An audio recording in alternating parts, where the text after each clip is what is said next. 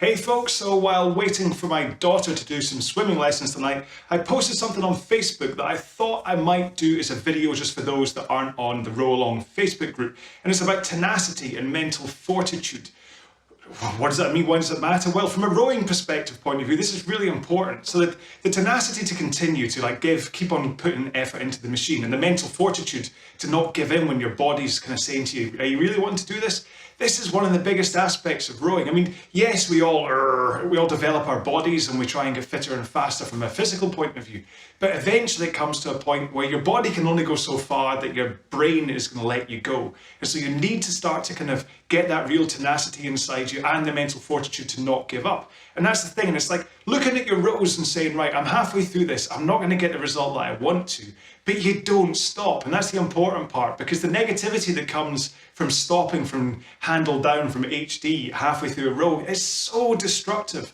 Whereas if you just say, right, you know what, today's row isn't going to be the PB I want it to be, so I'm just going to back off a couple of seconds, spend this time to work on my technique or my breathing, or just to get to the end of the row to realize, you know what, sometimes it's just not your day. And what that does is it just means that when things do get that little bit tough, say in the middle of a race, when you get around about halfway through it and you're thinking, oh, today's not my day, but I'm going to just keep on going anyway. And suddenly you find that the guy that you've been chasing, that you thought you were missing, he slows down. Suddenly you get that second wind. And because you've not eased off, you can then zoom through and take it. So the decision in your brain in order to keep on going is so important. And that really feeds into the rest of your life as well. I mean, today I had a blazing argument with someone. This is actually what led me to kind of write the post in the first place. I had a blazing argument with someone.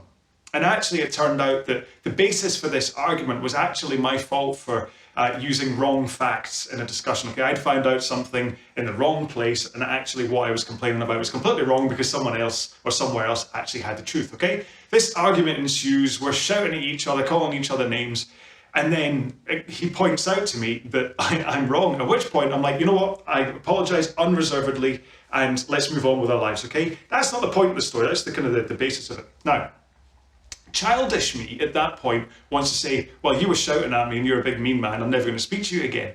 But the strength of mind, the character to say, you know what, actually we had this discussion, we had a falling out, I apologise, let's move on, is so important. Now, who knows whether he's going to be feeling the same way or whether he still feels a grudge against me for that argument. But the fact is that the fortitude, the tenacity that I've built in myself from being on this machine and from knowing my own mind and from actually dealing with enough nonsense to say, you know what, this really doesn't matter. Enough stuff's happening in the world right now that having an argument about that just really doesn't matter. Let's move on with our lives.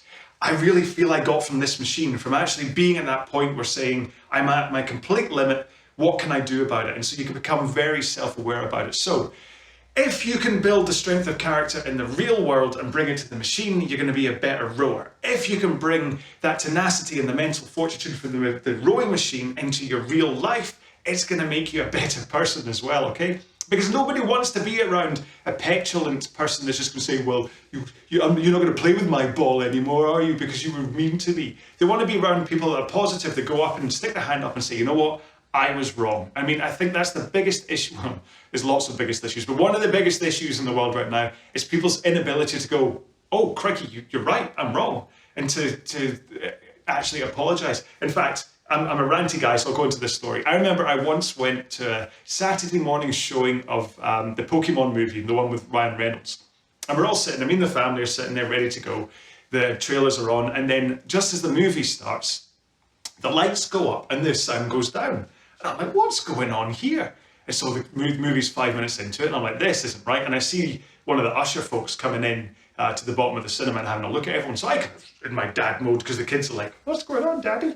I go down and I speak to the usher guy, who turns out to be the manager, and I'm like, what? The lights have gone down, and the sound's gone down. And he's like, yeah, I know. And I said, well, can you fix it, please? And he's like, no, this is the autism-friendly showing. At which point I'm like, oh, I'm so sorry. You've never seen anyone backtrack quite as fast as I just said. I'm so sorry for shouting at you and for all that kind of stuff. Have a nice day, whatever. I kind of went back to my seat.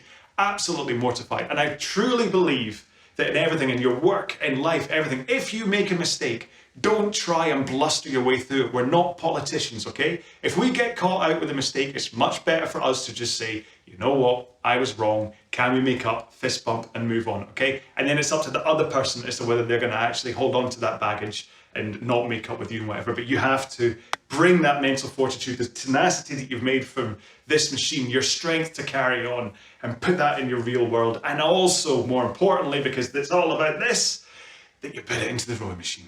All right, so there we go. There's a massively long rant. I wonder if anybody watched this. Anyway, because it was going through my mind, I thought I'd make a video, post it up here. I hope you enjoyed it, and I'll get back to the RowAlong workout soon. All right, bye-bye.